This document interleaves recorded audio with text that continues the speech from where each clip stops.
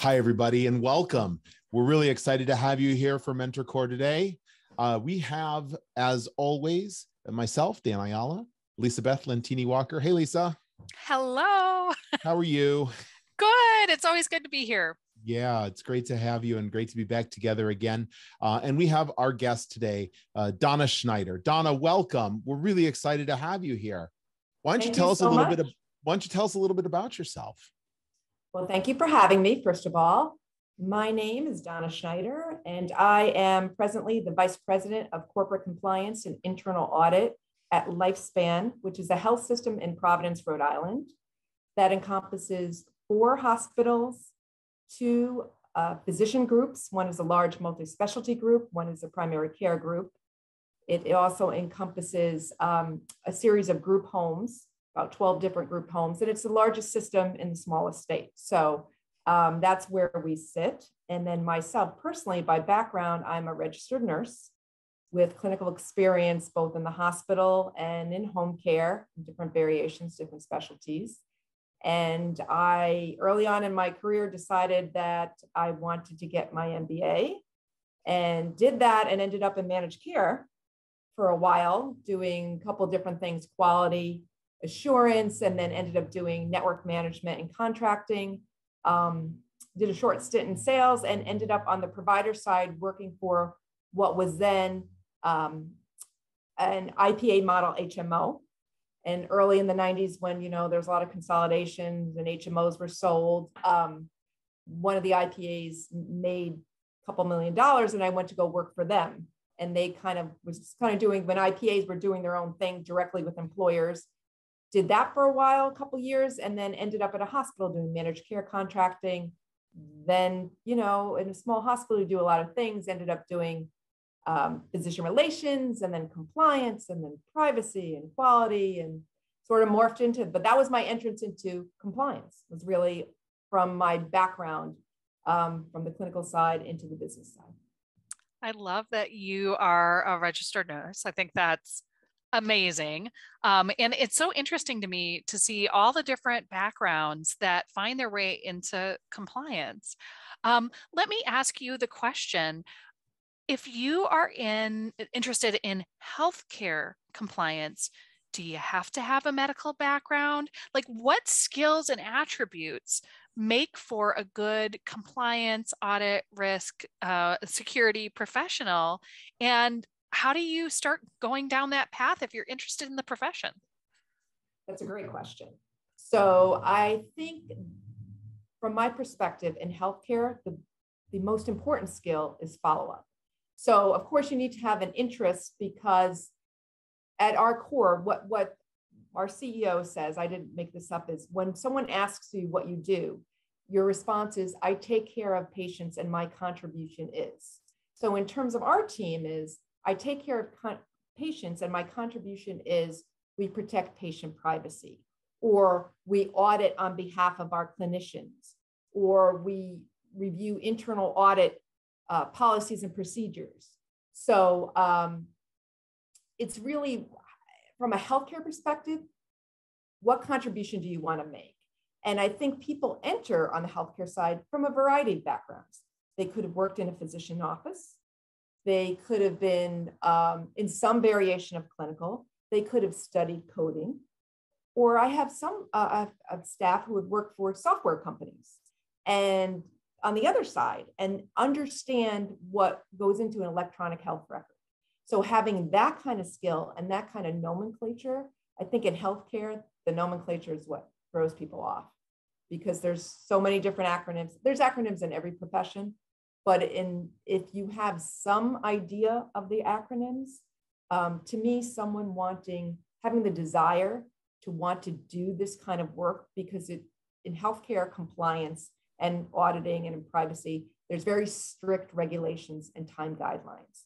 So that's why I mentioned follow-up. So being on top of it and communication and staying fluid is really, really important. But having a clinical degree is helpful, but if you don't have one, it's not prohibitive by any means. That's great. So all of that together, and especially in this time, in this era of healthcare being such at the forefront, what's new in your world that you're excited about as healthcare meets compliance? I think what's new in our world is we have, I think previously in healthcare compliance, we've been seen as sort of the police, we're going to come along and tell you what you do wrong. And now I think because we've done a lot of work, and I say we meaning the generic we, to be at the table, to be consultative, to be partners, we're seen as collaborators. And I think that's what's really exciting, because we could be on the front end now. It's sort of compliance 3.0, using our data of what's happened over the past year or past 2 years to help the different clinical leaders or business owners mitigate potential risks, but actually make differences for patient and patient care. So I think that's what's really exciting. Now I get calls about, we're thinking about doing this. What do you think? Or I'd love your input in this, which, in the past, maybe 5-7 years ago, they weren't doing that, because all we were talking about was, HIPAA privacy or this policy or that policy. I think focusing on being collaborative makes it really exciting, because you can make a difference. So that what you just described, I think is something that many of us have wanted for a long time in both the security, privacy, compliance, ethics fields, to be more integrated with the things that are happening in the organization, not just a cost center, not just a back room, right, not just a backroom function that does stuff. So can you talk a little bit about the methods that you took, the steps you took to evolve that function to being a collaborator rather than just a cost center? Sure. I think the first piece of it is cadence. So coming into the organization, I think it's important to sort of take an inventory of the field and who the clinical leaders are, and focus on knowing who the decision makers are and who the leaders are at all the different affiliates. So probably for my first 6 months, maybe year, I would say, what's their last name? And then try and memorize their last name and meet them. Now, again, this is pre-COVID, but even now, if from director on up joins our organization, I do a Teams meeting just so they can see my face, my name, and I can see their face, their name. So I think that's point number one. The other piece is really putting yourself out there and staging, agreed upon times and routinely connecting with different leaders. And being intentional about that. So our CEO's council and our hospital affiliate presidents, I connect with twice a year, no matter what. And even if it's just, hey, how are you? Same thing is true for the sort of the medical records leadership at all the different affiliates. Hey, how are you? And just checking in and having the staff do the same. Have the staff have different intentional assignments. They're not going into the clinical space right now, but they do so on a routine basis, making sure that happens. And I think also, and importantly, never say no. Somebody calls you. No one ever calls us to say, hey, would you like a cup of coffee, or how you doing? Just was thinking about you. Well, I don't know. You're making those calls out. Doesn't that begin to set the culture that maybe you will receive them back? You just don't, Dan.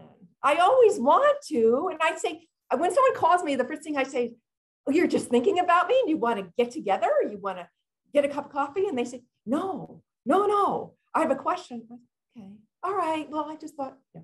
But I think really trying to be that person and have that kind of energy and trying to continue to evolve the program, because trying to keep it moving and evolving will keep us all engaged, us meaning collectively us. So hopefully that answered your question. So here's what I'm hearing. Everyone should take away that you should love on your compliance officer today in a very, platonic way, but make sure that they know that you care and that you would call them. Sure. Even if you didn't have a problem. And even if you do have a question, call them and then wait a day and ask the question.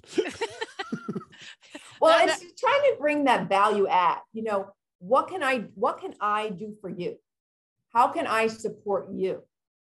As much as you're always going to be following up on something that may need a loop that may need to be closed. And I think if you have that sort of, what can I do for you, and respond, then that creates sort of the thought that, well, compliance will get back to us and they will do something. So let me make sure I do this for them. That kind of a, kind of process, I think, is really important.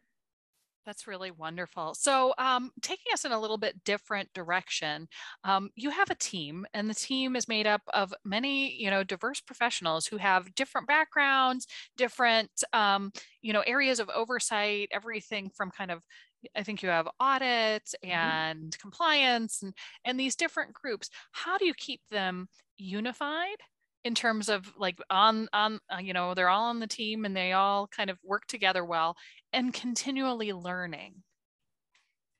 So that's another great question. I tell everyone from when I got here, during the interview process and continually, that I'm very focused on education.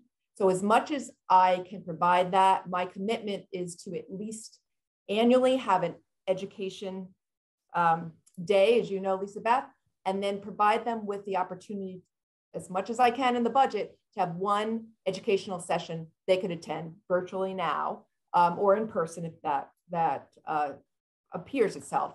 So I put that into our budget. We have a staff meeting every month, and part of what we try to do during those staff meetings is we talk about our compliance plan and where we are in terms of the items, red, yellow, green, just sort of everybody knows. And I have the staff actually engaged in making that plan. So there's all different components that can go into a compliance plan, but one of the components is the staff, and the staff divides up into teams: a revenue compliance team, a privacy team, and sort of a generic internal audit compliance team. And they come forth with their own 2 to 3 items that are in consideration for the plan. So I want them to feel a part of this. I want them to feel like there's education that they're going to have of their own. And I also set down the expectation that your professional development is also your responsibility. You can't always expect your employer or your VP or your manager to be that person that gives you that education. They can help support you in that journey, but you need to take that on yourself. So I do try to walk the walk or walk the talk. So I had other certifications this year. I got another compliance, sort of what I'd say the non-healthcare compliance certification, compliance and ethics, to make sure they knew that I was doing that too. And kind of give them that sense that I study as well.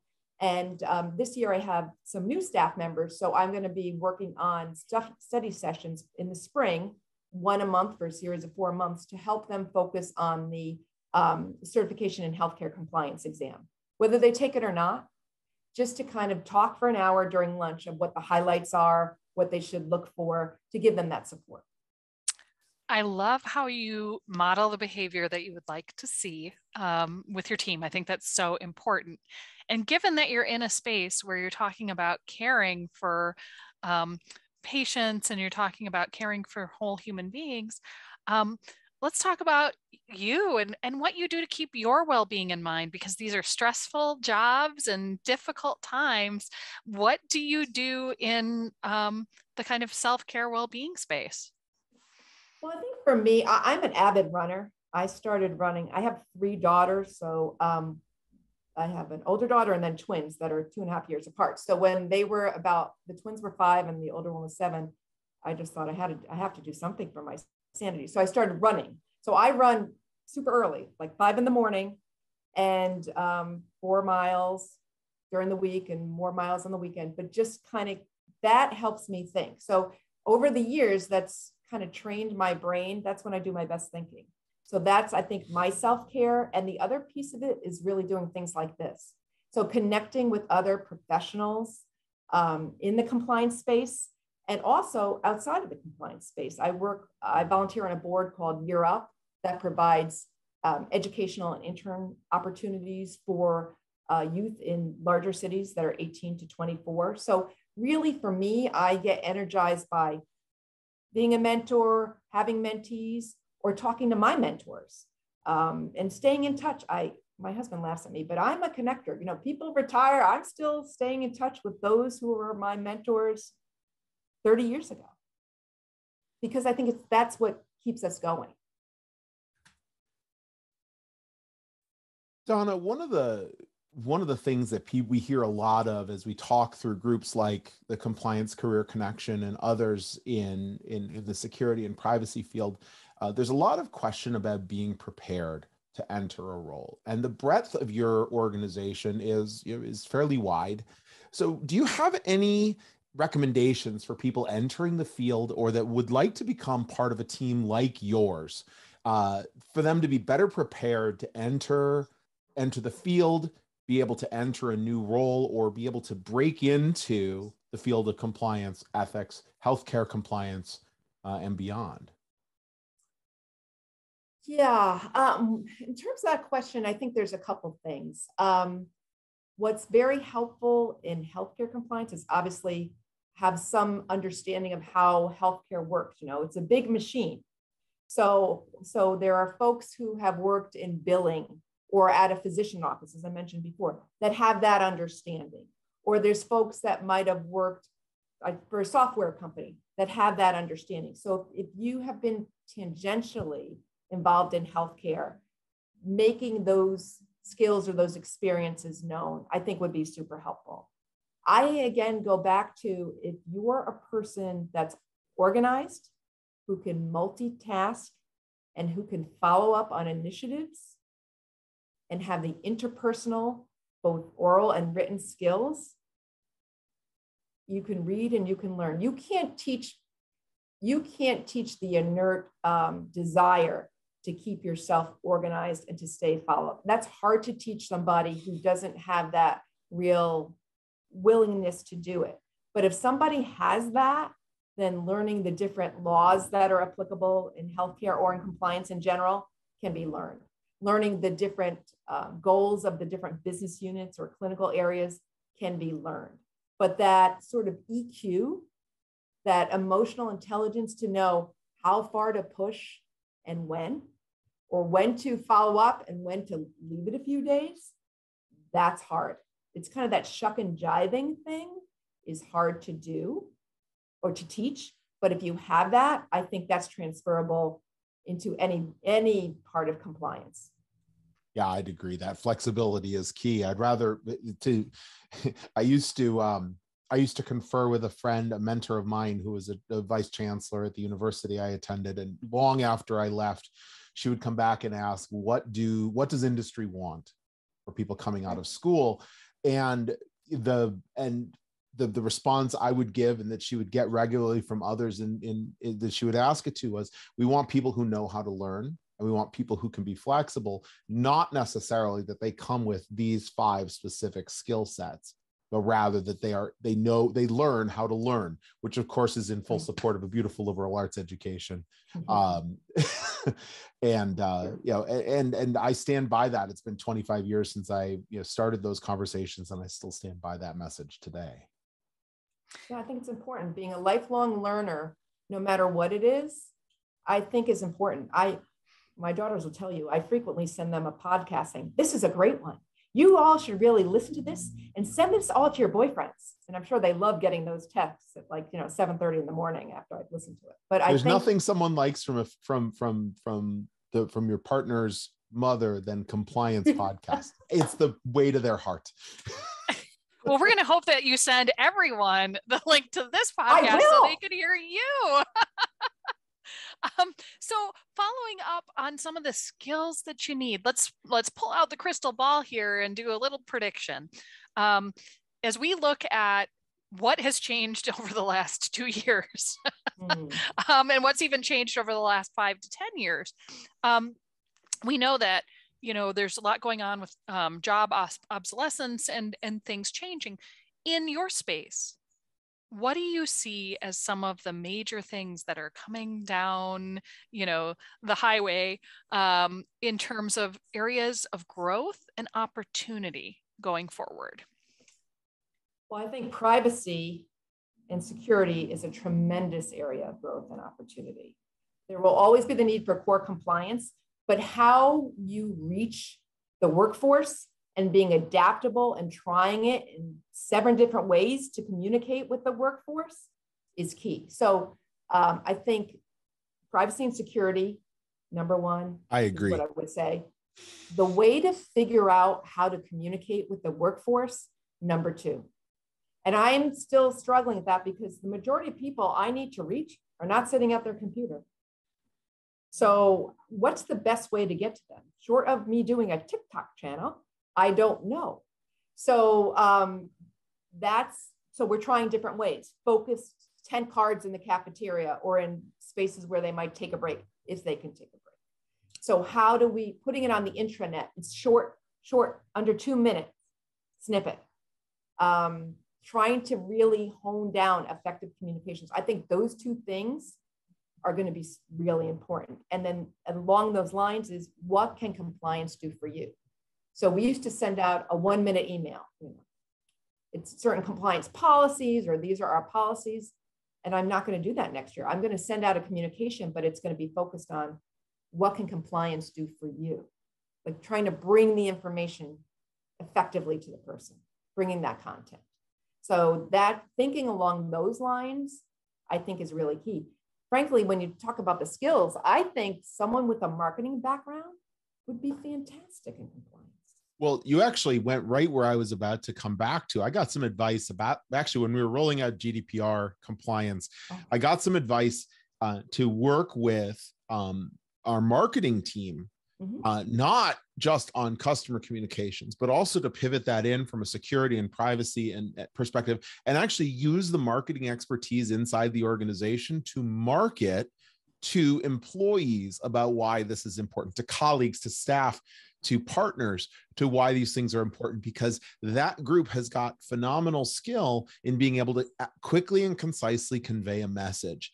And it also has the knock-on effect of educating the marketing department at that time about the requirements of GDPR, which they were about to have to deal with. So it ended up having twofold benefit. But ever since then, the marketing team has been my first call when I want to do communications. And so your comment about people with marketing skills, short circuit that, go right to marketing. And we did that this year. We branded our program.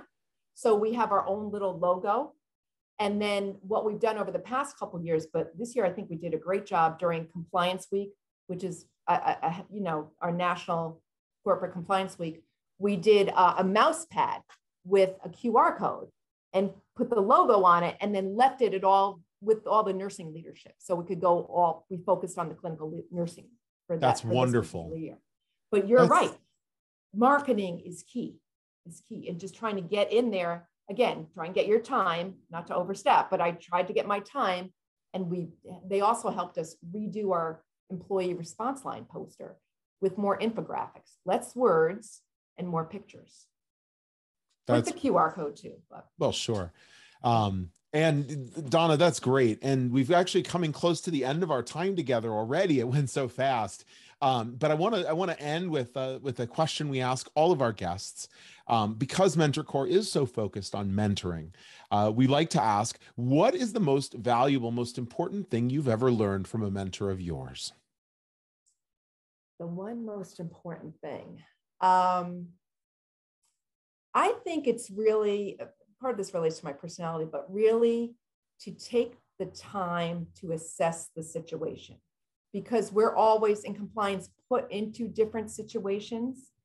But whether it's take a breath or take an hour or take a day, but really to take that time and provide non-emotional, concise, factual feedback. That's really been very, very valuable, because the mentors I've been lucky to have in compliance and outside of compliance have been excellent at having a presence to deliver that message. You may have the best message in the world, but if you don't deliver it in a way that people can hear it, it's not going to be effective. So that's really what I've learned. I think the most impactful lesson I've learned over the years from my mentors. That's wonderful. Donna, thank you for joining us. Once again, Donna Schneider, Vice President of Corporate Compliance and Internal Audit at Lifespan Health System. Thank you so much for being here, Donna. We really appreciate it. Thank you. Thank you. And for all of you listening or watching, thanks for being here, and we'll see you on the next Mentor Core.